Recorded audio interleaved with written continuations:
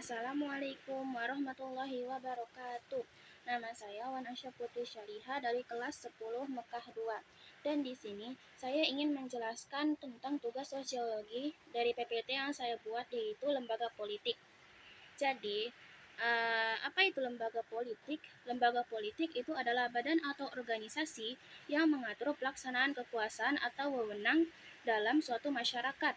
Tujuan utamanya adalah untuk memelihara ketertiban, membuat dan menegakkan hukum, menyalurkan aspirasi masyarakat, serta mengelola sumber daya demi mencapai tujuan bersama.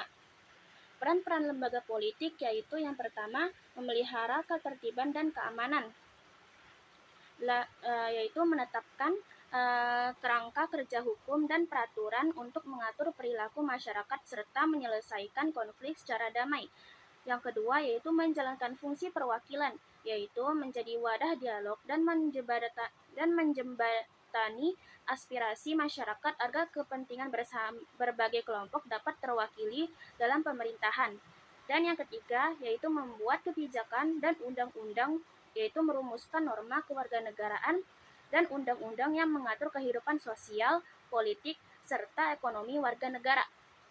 Yang keempat yaitu pengelolaan sumber daya, yaitu menentukan bagaimana, di mana, dan kepada siapa kekayaan serta sumber daya publik dialokasikan dan dibelanjakan untuk kesejahteraan umum.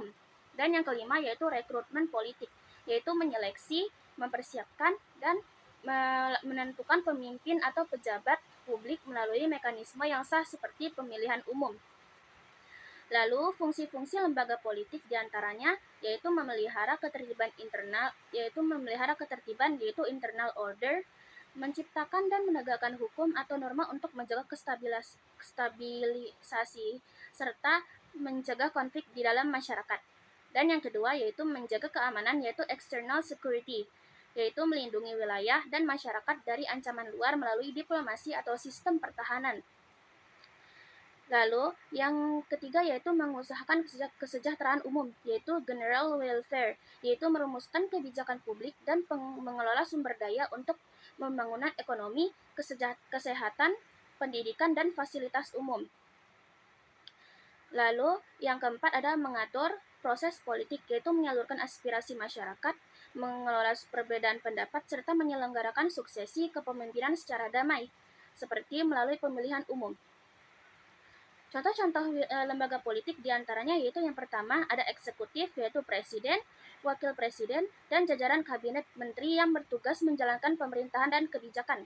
Yang kedua yaitu legislatif, yaitu Dewan Perwakilan Rakyat (DPR), Dewan Perwakilan Daerah yaitu DPD, dan Majelis Permusyawaratan Masyarakat yaitu MPR yang bertugas menyusun undang-undang. Yang ketiga yaitu yudikatif, yaitu Mahkamah Agung atau MA, dan Mahkamah Konstitusi yaitu MK yang berwenang menegakkan keadilan dan menguji undang-undang.